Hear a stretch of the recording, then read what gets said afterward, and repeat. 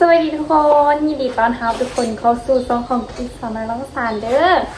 มื้อนี้คณะทุกคนหลังจากที่ฝนตกติดกันประมาณ4 มื้อนั่นเลย4ว่า3 มื้อ3-4 มื้อนี่แหละเนาะ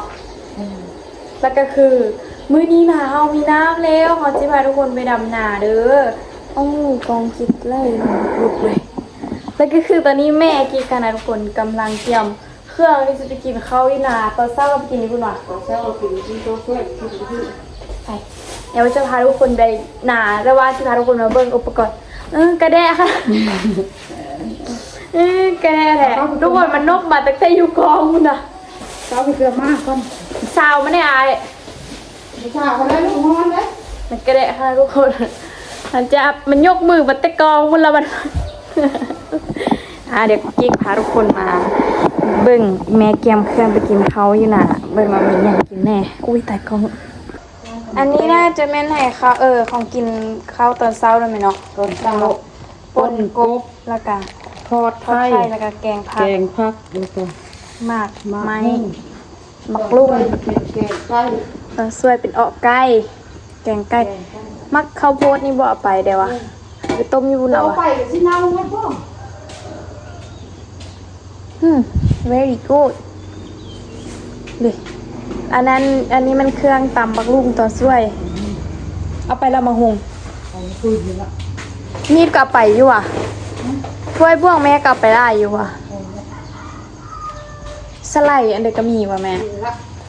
มีแท้อันล่างก็มีละไปบ่มียังจักอันนี้ล่างบุคักน้อยเนาะเ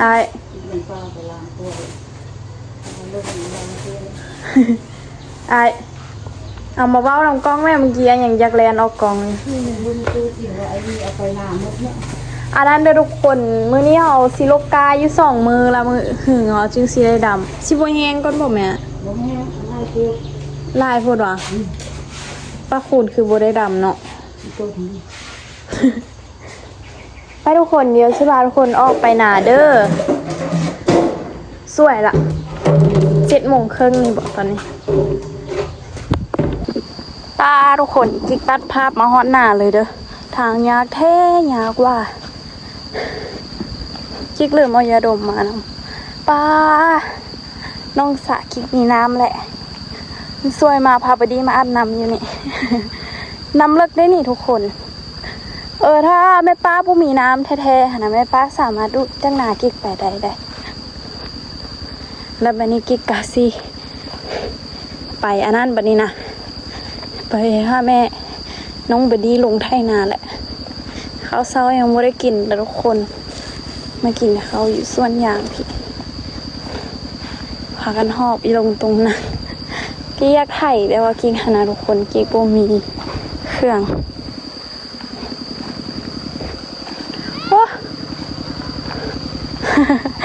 มาดีมันได้นะมันบอกเครื่องช่วยเลยทุกคนมันแล่นมาผู้เดียวมัน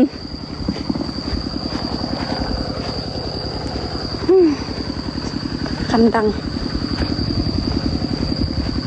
เด็อย่างอีก1 เที่ยงบ่แล้วที่ยังขาดอีก2ติน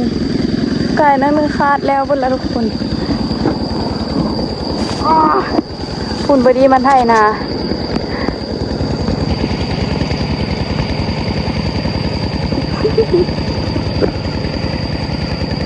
ตัวยงทุกคน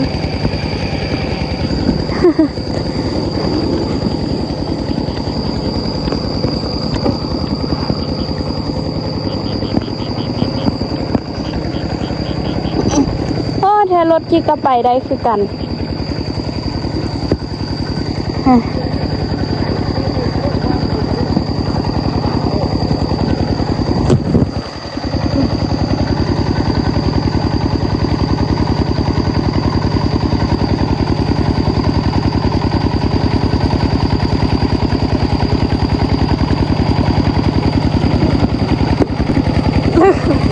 ต้องมอดจอทุกคนแล้วอยากคิดถ่ายรูปกันเดี๋ยวตัวนั้นมาถ่ายรูปก่อนนี่มันเฮ็ดเรียกเป็นเด้อ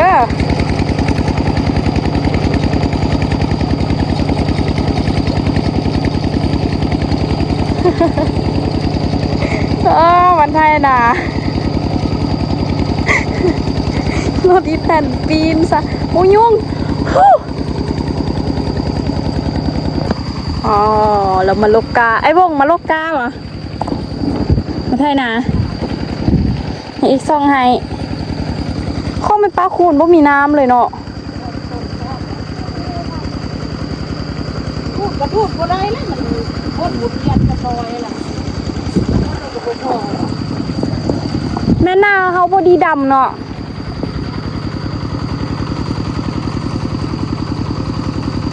บ่มีป่าที่บ่มีน้ำนาบ่แม่น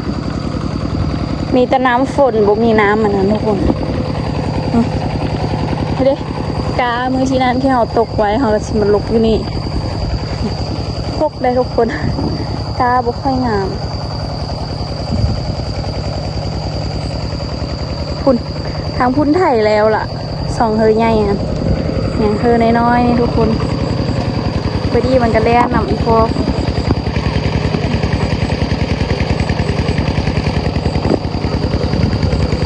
มันก็ได้แล่นไถนาทุกคน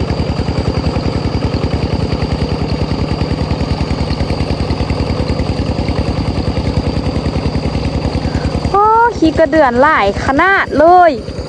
เฮ้ยยานพอดีทุกคนเอามันลงไปแล้วมันอันนั้นนะทุกคนแบบไหนวะเอากาลงไปแล้วมันกระดึบอยู่ในกาหลายๆหนาเอ้ยยานมันเป็นสายอยู่กองคาดไปคาดมาแล้วก็แล้วทุกคนบัดนั้นเราก็ดำบัดนั้นนะของปลาคูนแห้งเจ๊แกทุกคนหนาซองเรามันบ่อ่างน้ำที่หนาจริงมันหนาลุกหนาปลาหนาหนูของปลาส่วนหลายในเฉพาะมันอ่างน้ำแหละมันจึงน้ำจึงเก็บน้ำไว้อยู่หนาจิกน้ำเต็มเลยทุกคน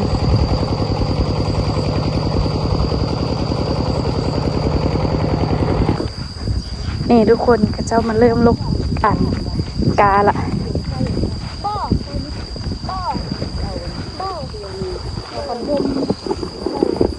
เอาโน้มมากิ๊กได้มาใส่แต่ว่ากิ๊กมาต้องสู้คืน ผมมาเฮือนอุ้มกังโทรศัพท์กังตู้เพลง ลูกกลับมาลูกเอาคืนได้ละป้าบักอันนี้น่ะมันยู่ทุกแผนกมือฮือมันกระดำนะมือฮือนะเนาะ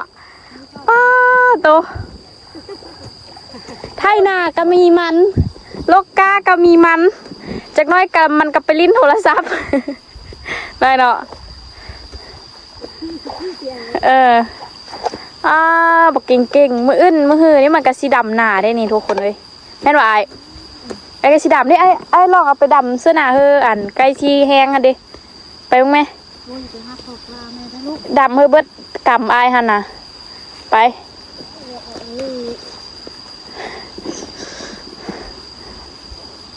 เมื่อยหน่อยเนาะบริดำเอาแท้เอาว่าบรินคือบริดำใช่ได้เนาะคือกาหมดบริไลคือเขาพูกคือเมื่อมดก็นี่นะพี่กายนำท่วมมันบ่เป็นเอาเนี่ยเขารีบมด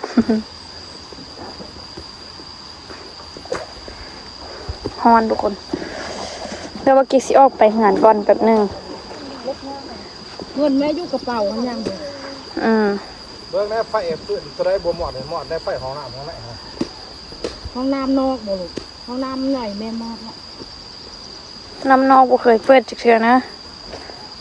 ต้องกระจันนี่บวชจันก็คือน้ำก้อนเนี่ยคือถึงยาฮะเพื่อผิดยานี่ล่ะตรงมือแม่ล่ะ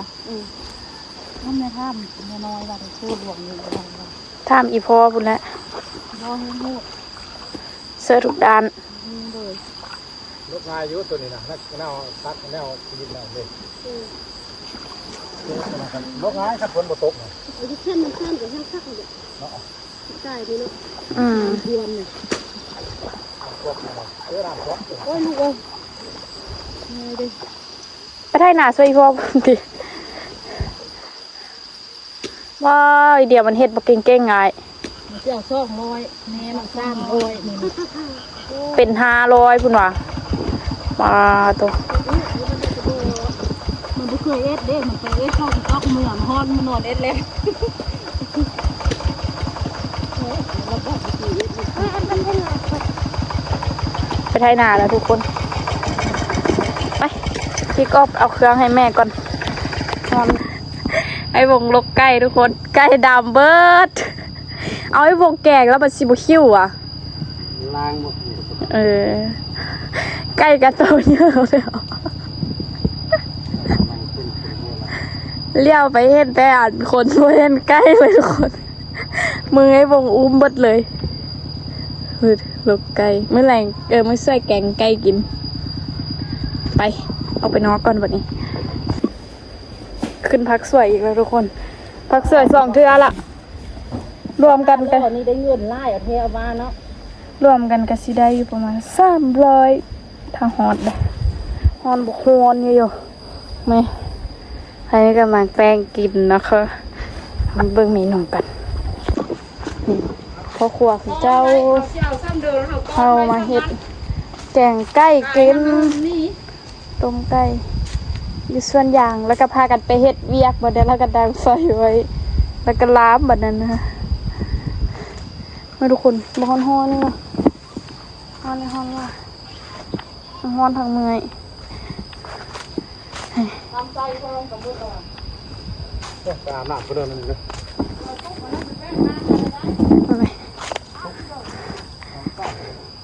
บักฮอนทุกคนกาเขาได้นี่แล้วก็อยู่แคมป์ด้านนั้น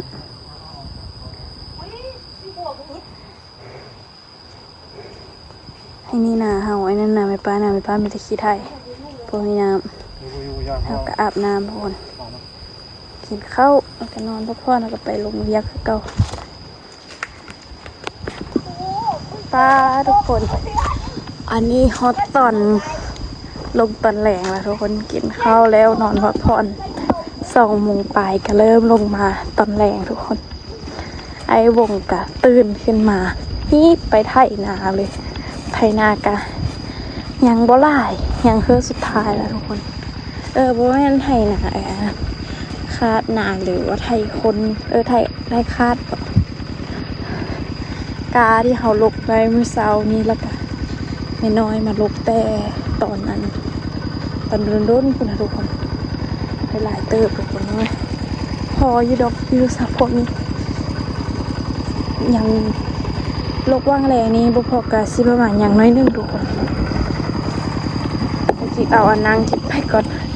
อันนี้มันอันนางจิไปนี่บัดนี้ไปลกที่คมคุณนะทุกคนเพราะว่าฮ้อนแห้งกินกังกับโฮมแห้งฮ้อนทุกคนกินไปอุ้ยกองนี้สวยคนละไปลกอยู่โฮมคนละอันนี้เป็นตอนแหลงเด้อให้วงคาดนะให้เป็นนึ่งกันแล้วล่ะให้วงกับพ่อกะซีมาลกสวยแล้วก็กินเมซีได้ลกก้อนเมื่อนั้นท่านน่ะเฮ็ดโอ้เอาอันนี้ไปก่อนยกไปรอหนูทุกคนมันเลยกิ๊กยกอันนี้ไปก่อน นี่ทุกคนตอนนี้กำลังลกกาอยู่ด้านโฮมโอ้มีแหงเลยเนาะไม่น้อยได้จักมัดละโอ้250เกือบได้ตึ้มเงินมือเนาะติ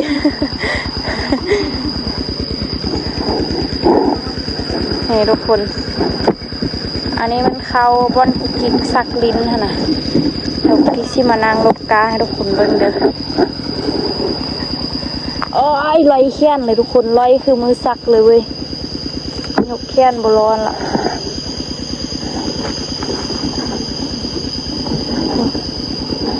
มืดเด้อทุกคน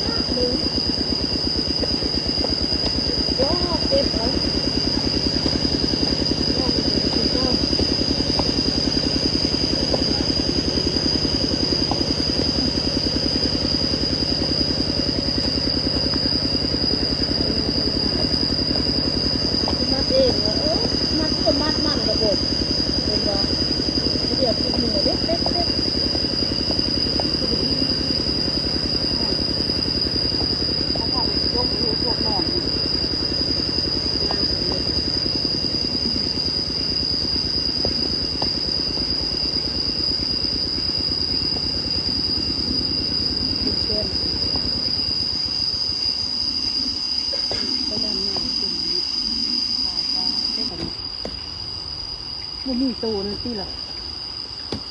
เออ ตูตากินไม่เนี่ยเดี๋ยวตั้งมาพอนี่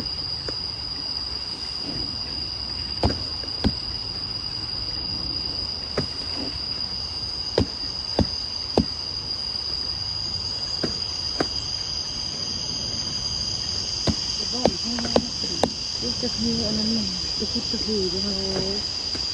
เป็นถูกมากเลยนี่คือ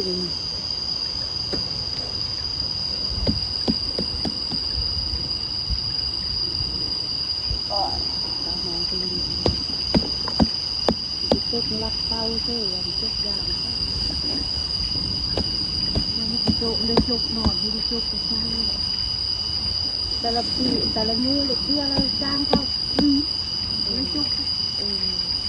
นักก็มีสภาพจุกเตียจักที่จักจกจักเตะสิ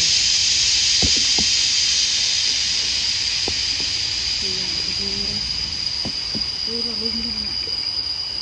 ตีเราบุลมกองเที่ยงทีละเด็ดอื่นนี่ที่ได้ไล่ที่ไปจกมันไม่เป็นตัวเป็นน้ำ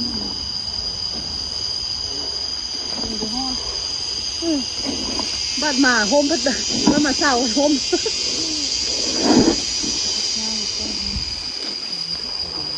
โอ้บรรยากาศนะเอาน้ำเพื่อนท่านเด่นเอามาที่ได้ โอ้ย ที่มาลุกคุณ โอ้ย เงินโบเฮ็ดเฮาอ่ะเป็นโรคตากแดดคุณ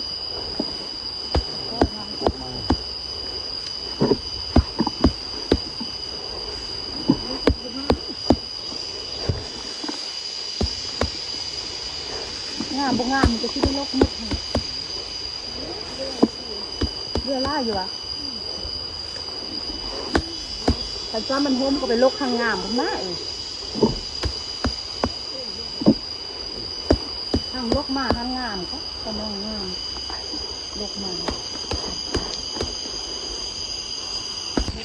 นี่ทุกคน ตอนนี้เห็ดแล้ว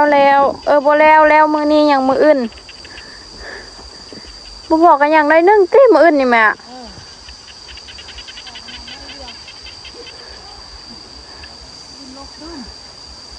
ตอนนี้ก็สิพากันเมื่อแล้วบุกดีได้จักมัด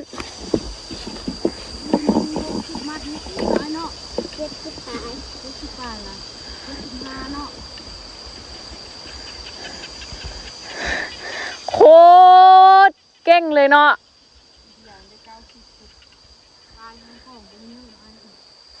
เพื่อนทุกคนอันนี้ก็ไทยนาแล้วมื่อนี้กิสิพาทุกคนมาใหญ่กาเด้อแต่ว่ามื่อนี้เบิดเวลาแล้วทุกคนนี่ไฟเบิดละโบแมนตะเวนเบิดละทุกคนมือกิ๊กปิดเดี๋ยวสิไปทุกคนเดี๋ยวคลิปนี้กิ๊กข้อตัวลาไปก่อนเด้อกุ๊กกิ๊กสิมาบ้านละเดี๋ยวมื่ออื่นก็สิพาทุกคนมาใหญ่กามื่อหื่นก็สิพาทุกคนมาเริ่มดำนาคลิปนี้ไปก่อนทุกคนบ๊ายบาย หาเล่น